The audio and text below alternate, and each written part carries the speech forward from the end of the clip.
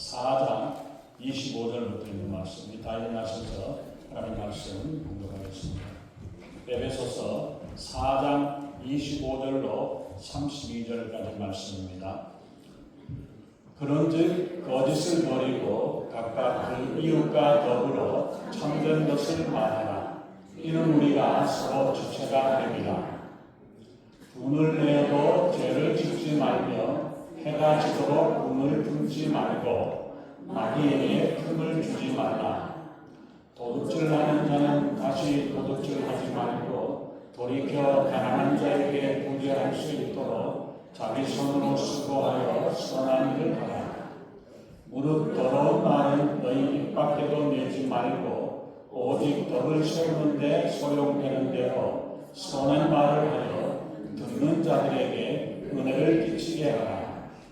하나님의 성령을 근심하게 하지 말라.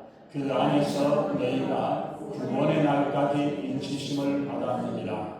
너희는 모든 악독과 노함과 분냄과 떠드는 것과 비방하는 것을 모든 악의와 함께 버리고 서로 친절하게 하며 불쌍히 여기며 서로 용서하기를 하나님이 그리스도 안에서 너희를 용서하신과 같이 하라. 아멘. 네, 다음으시기 바랍니다. 기도하겠습니다. 존귀하신 하나님, 주님의 귀하신 은혜와 사랑을 감사합니다.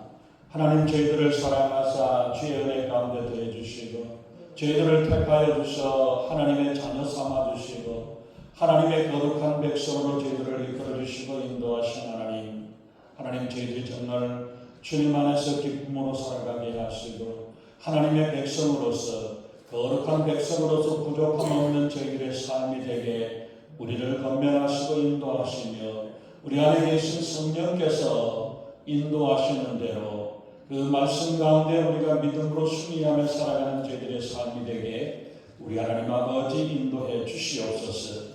날마다 그 말씀을 붙잡고 믿음으로 순위하는 저희들 되게 우리 하나님 아버지 인도하여 주시옵시고 말씀을 증거할 때 하나님 성령이 함께 하시고 저희 부족함은 십자가를 가려주시고 오직 성령이 말씀하시고 기름 부으시는 복되고 귀한 시간 은혜의 시간으로 충만케 하시고 인도해 주시옵소서. 감사드리며 우리 주 예수님 이름으로 간절히 기도하옵나이다. 아멘. 사람이 유리병에다가 입을 대고 후하고 기침을 불어넣게 될 때, 그리고 그거를 순식간에 영하 400도 정도로 응고를 시키면 그 입김이 얼어가지고 고체가 되어집니다. 고체가 되는데 기분이 좋을 때에 불었던 그 입김은 파란 색깔로 되게 변한답니다. 그런데 화가 나가지고 있을 때에 그때에 그 입김을 가지고 화날 때의 입김을 가지고 후 불면은 그리고 그걸 영하 400도로 그걸 내리면은 새까만 물질이 나옵니다. 그 새까만 물질을 그걸 가지고 지한테 사람한테 먹일 수 없으니까 지한테 먹이면은 그 자리에서 직사한다고 이야기를 합니다. 에베소서 4장에서 보면은 하나님의 자녀요 성도로서 부르심을 받은 성도로서의 합당한 삶을 살아야 될 것을 말씀을 합니다. 옛 사람의 모습이 아닌 그리스도인으로서 새 사람으로 사는 삶이 어떠한가를 에베소서 4장에서 말씀을 하고 있고 25절로 32절까지 있는 말씀을 우리가 보면은 실제적인 모습에서 어떻게 그러면 하나님의 백성들 새로운 새 삶을 살아가는 사람들이 어떻게 살아야 될 것을 말하는데 그 중에서도 말과 관련된 교훈을 29절부터 31절까지 해서 말씀을 해주고 있습니다. 그래서 어떤 말을 해야 되느냐? 우리의 말이 생명을 주고 살리는 말이 되어지기도 하고 독이 되어지는 말을 한다고 이야기를 합니다. 그래서 우리가 보면은 잠언 있는 말씀, 잠언서 10장 11절에 있는 말씀을 우리가 보면은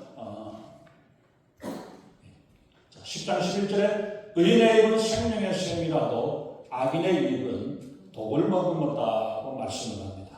아까 말씀에서 우리가 보았던 대로 독을 품고 말하는 말과 좋은 마음으로 이야기를 대화하는 것하고 그 안에 독이 있다고 말하는데 실제적으로 그런 부분들이 분노와 저주의 말은 분명히 독이 됩니다. 그것이 어떤 것을 마셨다든지 해야만 되어지는 게 아니라 그 말로 인해서 사람을 죽이기도 하고 살리기도 하는 일이 되어진다는 사실을 생각할 때 이 지구상에 70억이 넘는 인구가 악한 말이나 욕을 해대면은 이 세상이 어떻게 될까? 이 세상의 공기가 얼마나 탁하고 독이 되어질까를 우리가 생각할 수 있죠. 이 세상에 얼마나 많은 저주가 있고 더러운 말들이 떠돌아다닐까를 우리가 생각한다면 우리의 말 한마디 한마디를 우리가 어떤 말을 해야 될까, 어떻게 해야 될 것인가를 우리가 잘 기억해야 합니다. 이건 남을 해치고 도둑질하는 거나 이거보다 더한 것이고, 예수님께서는 말을 우리가 다른 사람들에게 나쁜 말을 하는 것은 살인이라고까지 말씀을 하셨습니다. 이처럼 말이라는 것이 하나님께서는 우리에게 주신 가장 큰 축복이 우리의 말입니다. 아무리 침묵이 좋다고 하지만 말 없이 살 수는 없습니다. 말이라는 것은 그 마음을 표현하는 것이기에 말을 통해서 우리의 마음이 나타나게 되어지는 것입니다. 사람의 말은 눈에 보이지 않지만 그만큼 영향력이 크고 위대한 힘이 있다는 사실을 말씀하고 있습니다. 하나님도 천지를 창조하실 때 말씀으로 창조하셔서 말씀하신 대로 이루어졌던 것처럼 우리에게도 하나님의 형상을 닮은 우리들에게도 우리의 말의 힘이 얼마나 강한가를 보여주고 있습니다. 어떤 과학자가 내 세포의 98%가 말의 지배를 받고 있다고 합니다.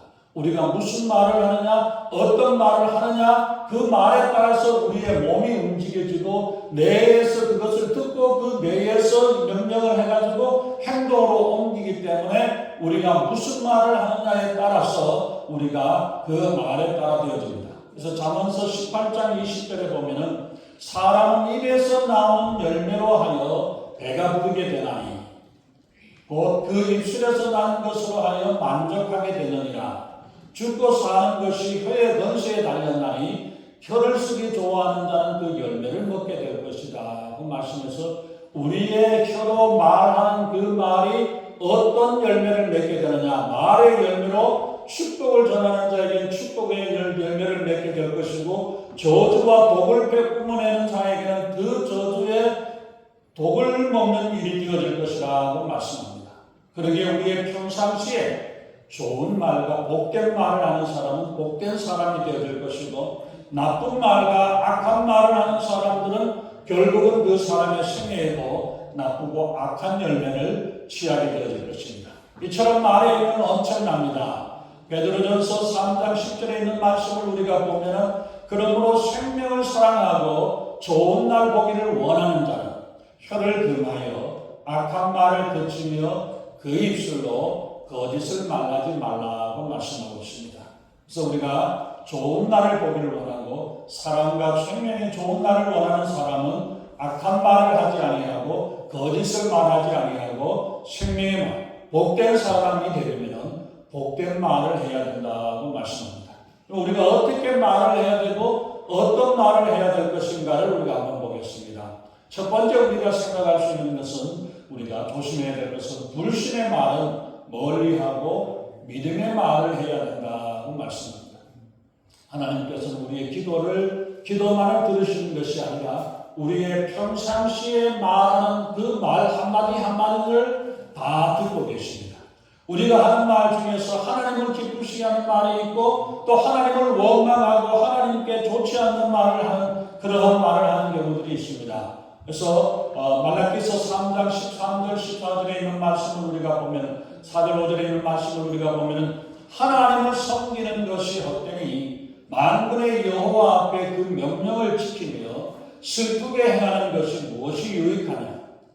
15절 지금 우리는 교만한 자가 복되다 하며 악을 행하는 자가 번성하며 하나님을 시험하는 자가 하를 면한다고 망령되게 말하지 않느냐.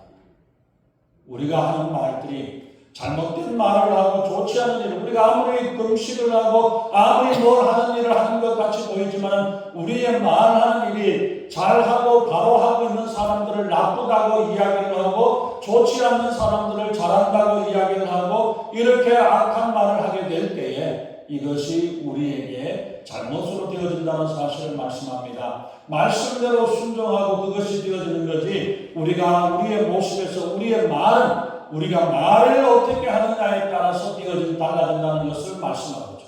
불순종의 말과 좋지 않는 말과 교만한 말이라든지 악한 말들을 이거를 더 잘한다라고 이야기를 하게 되고 그것을 부추기는 자가 되어서는 안 되는 것을 말씀합니다. 그 말들은 하나님을 대적하는 자가 되고 또 악한 일을 다하는 것 이런 것들이 다 하나님을 제대로 믿지 않는 불신에서 나오는 말이라는 것을 말씀합니다. 그래서 이런 말들은 하나님을 대적하는 말이고 하나님을 괴롭히는 말이 되어진다는 것을 말씀합니다. 그러므로 이 말은 하나님 나라의 말이 아니고 천국의 말이 아닙니다. 그래서 이러한 우리가 잘못 불신앙적인 대화의 모든 것들은 하나님의 심판이 임하게 될 것을 말씀합니다. 그래서 이런 악한 말을 통해서 하나님을 대적하고 다른 사람들을 나쁘게 하고 악평을 하고 잘못되는 그 일들을 하게 되므로 하나님의 공의에 대해서 의심을 품게 하는 자들은 하나님의 진노가 함께한 것이라는 것을 말씀합니다. 하나님의 화를 면하지 못하게 될 것을 말씀합니다. 두 번째로 우리가 보면은 원망과 불평의 말을 멀리하고 감사의 말을 해야 된다고 말씀하고 있습니다. 이스라엘 백성들이 애굽에서 나와서 광야를 지나갈 때에 그 일들을 통해서 광야의 환경은 어렵고 힘들었지만은 그러나 그 가운데서 하나님께서 날마다 지켜주시고 하나님이 인도하셨던 그 일들을 잊어버리고 문제가 생기기만 하면 불평하고 원망했던 그 모습을 봅니다. 오히려 그 일을 통해서 하나님께 감사와 찬양을 해야 될 일들이 많은데도 불구하고 감사하지 못하고 오히려 불평하기를 좋아하는 그들의 모습이었습니다. 기적으로 하나님의 기적하심으로 인해서 홍해 바다를 건너게 되었고 또 밤에는 불기둥으로 낮에는 구름 기둥으로 하나님께서 그를 인도하셨고 반석에서 물이 없는 곳에서 반석을 쳐서 물을 내게 하셨고 그리고 하늘에서 만나를 내려서 날마다 배불리 먹을 수 있도록 했지만 조금만 문제가 생기고 어려움만 생기기만 하면 울면서 하나님께 원망하고 불평했던 그들의 모습입니다. 그리고 가나안 땅을 정탐하고 나서는 자기들은 저들의 밥이 될 것이라고 하면서 하나님을 원망하고 불평했던 그들의 모습. 그래서 차라리 광야에서 죽는 게 좋겠다라고 이야기를 했던 그 말처럼 그들이 그 땅에서 곧바로 갔다면 한 15일이면 가나안 땅으로 도착할 수 있는데도 불구하고 바로 눈앞에 가나안 땅을 두고서도 40년 동안을 광야를 헤매는 그런 모습들. 그러므로 인해 가지고 그들의 말대로 이 광야에서 그 광야에서 죽음을 당하게 되어졌고 그리고 새로 태어난 자녀들과 믿음의 말을 하고 긍정의 말을 했던 여호수아와 갈렙만이 가나안 땅에 들어갈 수 있었습니다. 하나님께나 사람에게나 불평과 원망의 말보다는 감사하는 말을 하는 사람이 복을 받고 잘 사는 법입니다. 하나님도 사람도 감사의 말을 잘하는 자에게 하나님 더 잘해주시고 감사할 일들을 더 많이 주시는 것이 하나님의 은혜입니다. 세 번째 우리가 보면은 다른 사람을 저주하는 말 대신에 축복의 말을 해야 합니다. 복받을 사람은 남에게 저주를 하지 아니하고 오히려 복을 빌어주는 사람입니다. 누가복음 10장 5절 6절에서 예수님이 말씀하기를 어느 집에 가든지 먼저 그 집에 평안을 빌고 복을 빌어주라고 말씀을 합니다. 그럴 때 그 집이 그 복을 받을 자리가 준비가 되어져 있지 않다면 그 평안을 빈 것, 그 복을 빈 것이 너에게 돌아올 것이라고 말씀을 합니다. 그렇기 때문에 우리는 많은 기회가 있을 때마다 사람들에게 그 가정을 위해서 만나는 사람마다 복을 빌어주고 하나님의 축복을 위해서 복을 빌어주는 그 일들이 되어질 때에 그 복이 그 사람에게 복이 되어지고 나에게 복이 되고 그 사람이 복을 받을 준비가 되어지지 않는다면 그 복이 나에게 더블로 되어질 것이라는 사실을 우리가 기억해야 합니다.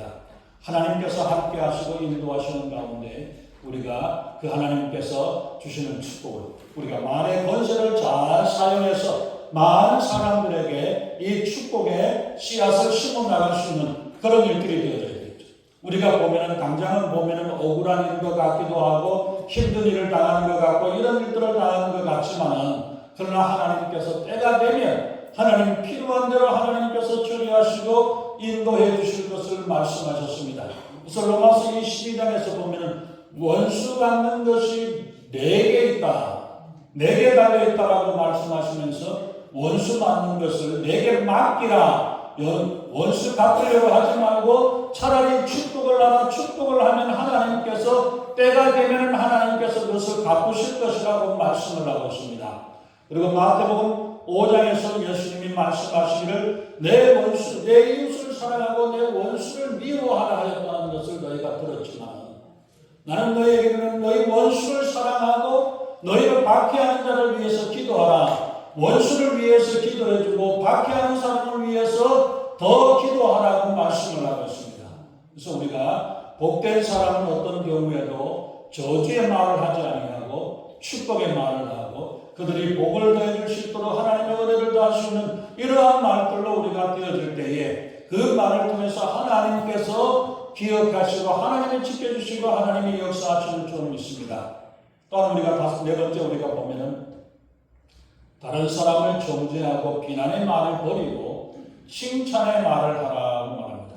우리는 칭찬하는데 참 어색하고 뉴스가 되지 않아가지고 남을 칭찬하기가 참 힘드는데 또 너무 지나치게 되면 아첨하는 것 같이 되어져 버리고 적절한 우리가 칭찬을 해야 되는데 때로는 우리가 보면 남을 비난할 때 보면 어떻게 합니까?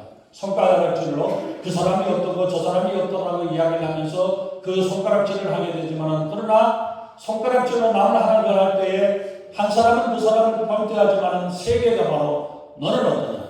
너는 어떻게 하냐? 너는 잘하냐? 라고 이야기합니다. 그리고 손가락질을 하나를 통해서 하나님을 바라면서 하나님께 원망하고 하나님 저런 사람을 내 앞에 두었습니까? 저런 사람이 어떻고 저쩌고 하나님 앞에 원망하는 모습을 우리가 볼 때에 바로 우리가 손가락질 한 번 할 때 나는 다른 사람에게 그 사람을 한가라하지 않지만 3배, 4배 나에게 더 좋지 않은 일들이 되어진다는 사실을 우리가 기억해야 되겠죠.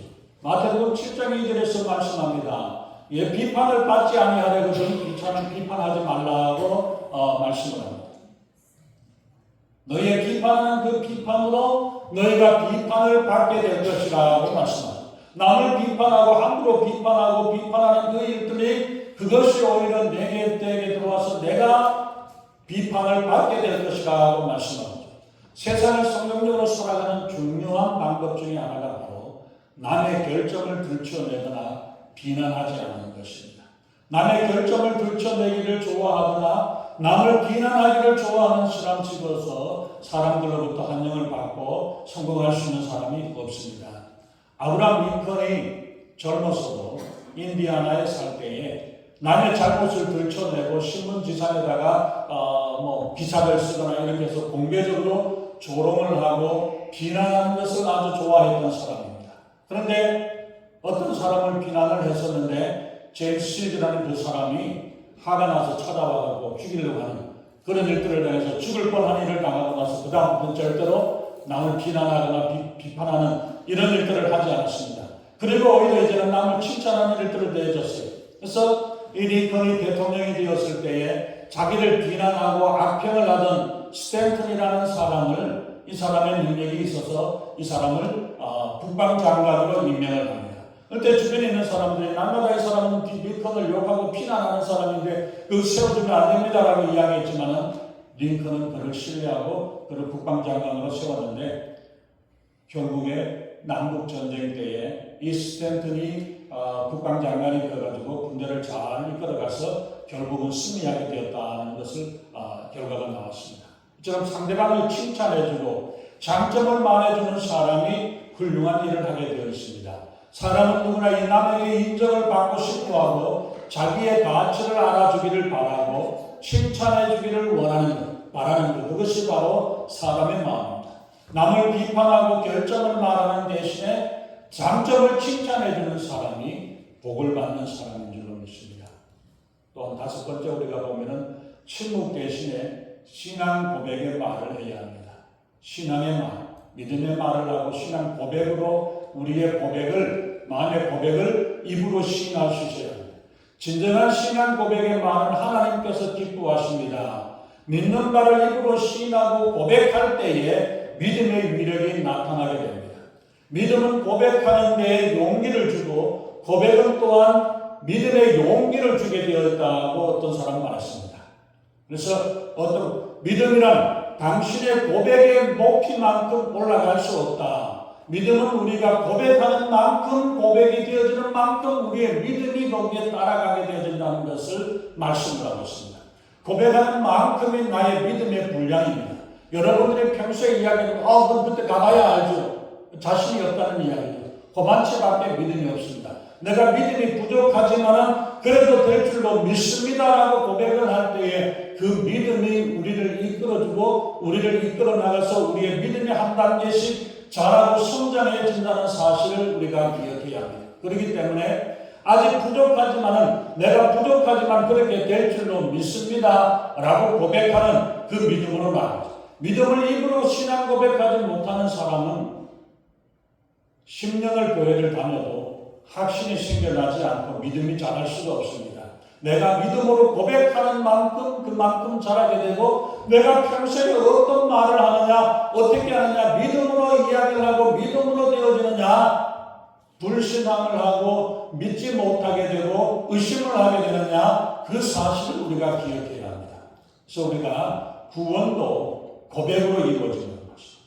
로마서 10장 9절과 10절에서 말씀하기를 내가 만일 입으로 내 입으로 예수를 주로 시인하며 또 하나님께서 그를 죽은 자 가운데서 살리신 것을 내 마음에 믿으면 구원을 얻으리니 사람이 마음으로 믿어 의에 이르고 입으로 시인하여서 구원에 이른다라고 말씀을 하고 있죠. 그래서 우리가 우리의 믿는 것을 입으로 고백을 하고 내 마음에 믿는 것을 입으로 시인하는 것. 어떤 사람들은 다른 사람들이 있으면 식당에 가서는 기도할 줄을 괜히 창피스럽기도 하고 뭐하기도 하고 자기의 믿음을 나타내지 못합니다. 그런 것이 아니라 어떤 상황이나 어떤 어려움 가운데서 우리가 믿음으로 믿습니다라고 고백을 하고 나타낼 수 있는 그런 믿음으로 우리가 나아갈 수 있게 되겠죠.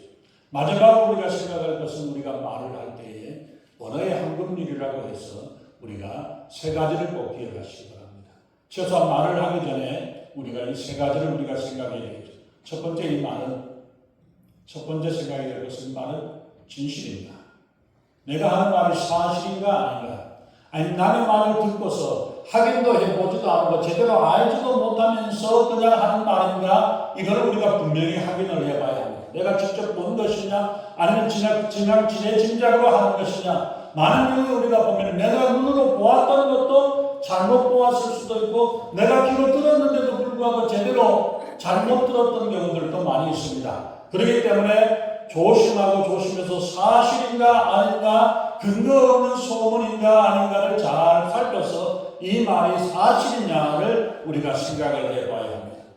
그리고 말을 할 때에는 그래서 진실되게 진실 말은 말해야 되겠다. 두 번째는 우리가 보면 이 말은 꼭 필요한 말인가 유익이 되고 덕이 되는 말 꼭 필요한 말인가 아닌가를 우리가 생각을 해봐야 합니다. 사실이라고 해서 다 말해야 될 필요는 없습니다. 필요한 우리가 사실이라 할지라도 하지 않아도 되는 말이 있고 해야 될 말이 있고 이것을 했을 때에 이 말을 통해 가지고 꼭 유익이 되어지고 꼭 정말 덕이 되고 좋은 일인가 아닌가를 먼저 우리가 생각을 해봐야 되겠죠.